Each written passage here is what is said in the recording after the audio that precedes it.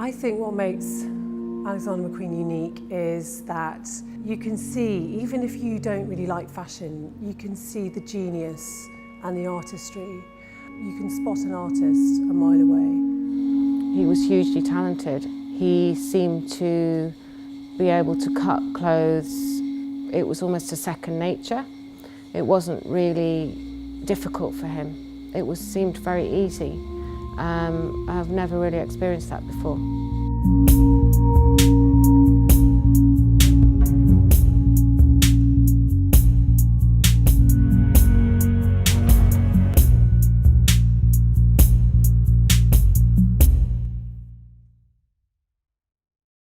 My uncle was born Lee McQueen, but obviously known to the world as Alexander McQueen, a fashion designer. Lee grew up in Stratford. Me and my brother used to play around the flats where he used to sit and watch the birds. And I used to spend a lot of time watching him draw, and Lee was into all that kind of rave scene, and that was kind of his life back then. What's very interesting about Alexander McQueen is that he didn't take the normal route into being a fashion designer. He left school at 16 and studied for 4 years on Savile Row, learning the tools of the tailoring trade. He then worked briefly for the theatrical costumiers Bermans and Nathans, and then went on to have work experience with Koji Tatsuno in London and Romeo Gigli in Milan. At this point, he joined the Central St Martin's MA course, and it was here he made the transition from being a tailor and cutter to being a fashion designer. I guess he knew from an early age that he wanted to be a fashion designer, you know, from what I've heard from the age of 3. You know, stories of him drawing dresses underneath the wallpaper in Stratford at Bickerstaff Road, where he grew up. McQueen was totally confident in the way he used scissors. He would cut directly onto the model. He would create entire garments from start to finish on his own. So his staff would go home and they'd come back in the morning and find a beautifully cut frock coat on the stand. Wearing McQueen, I think, is quite empowering. You feel really like a powerful woman. He wasn't curtailed by just using textile or fabric for clothing. He used shells, leather, glass, metal, working with a whole team of creative collaborators. And the other thing that makes him stand out totally was the drama and the spectacular nature of his catwalk collections. He was inspired by performance art, by film, by the Gothic, by Victorian dress, and he brought all these influences together to create something totally new. I started modelling at the age of 15, and about 6 months later did my first ever fashion show, which was actually for Prada. About a week later, got a phone call saying, oh, you've got another show in London, and that was a very, very brand new designer called Alexander McQueen.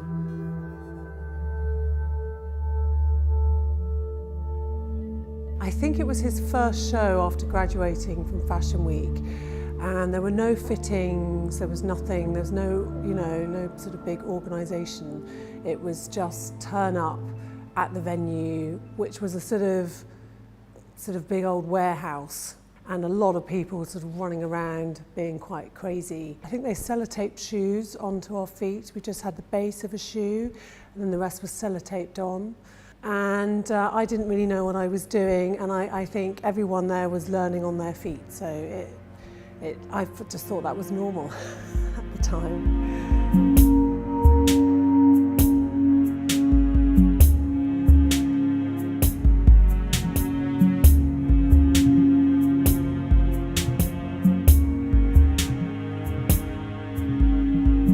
People genuinely would queue for hours to try and get into a McQueen show, like they don't do anymore. He was working with obviously brilliant Katie England, and I think the partnership between them was one of those weird alchemy moments where it just drew in, and the crowd that they hung out with, all the people that they sort of surrounded themselves with, that all made for this magical time.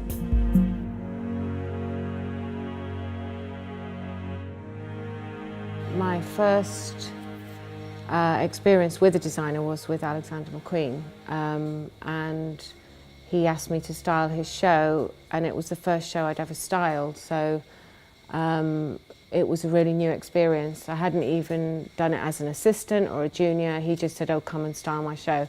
So together we just worked it out because he wasn't so experienced at it either. There was always something that was extreme, you know, whether we were trying to create snow or the girls to walk on water or there was a fire. It was never just about the presentation of clothes on a runway.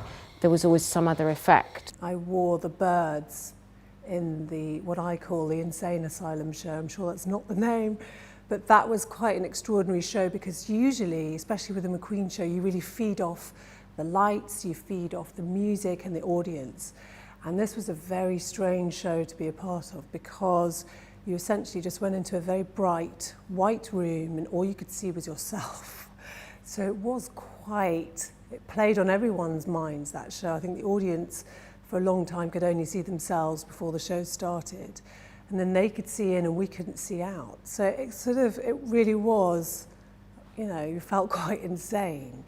And I was wearing the birds, so I had three, you know, it was the Hitchcock moment. As we, the audience, were waiting for the show to begin, we were confronted with a reflection of ourselves, which was very discomforting.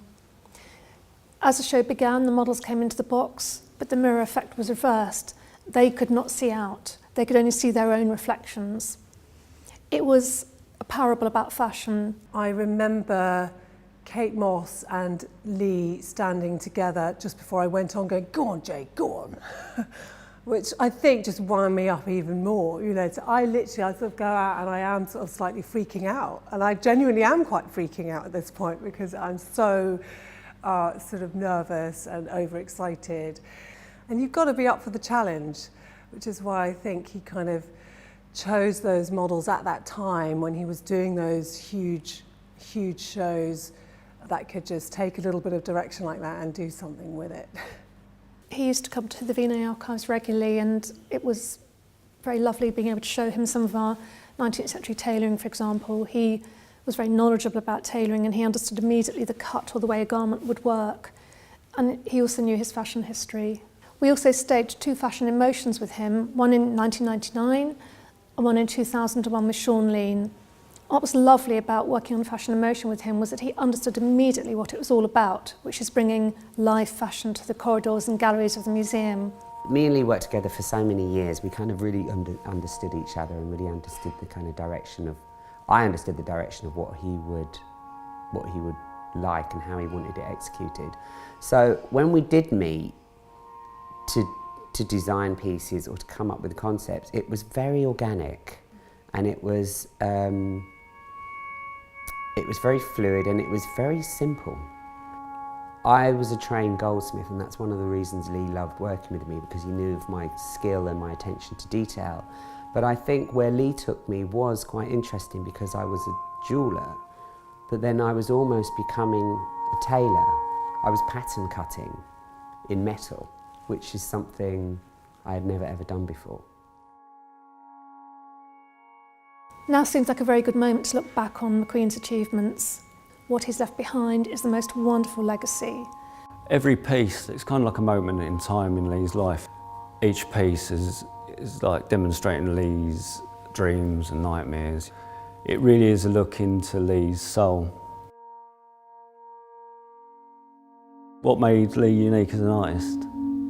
I think is his ability to clearly see an idea and know how to translate that to people.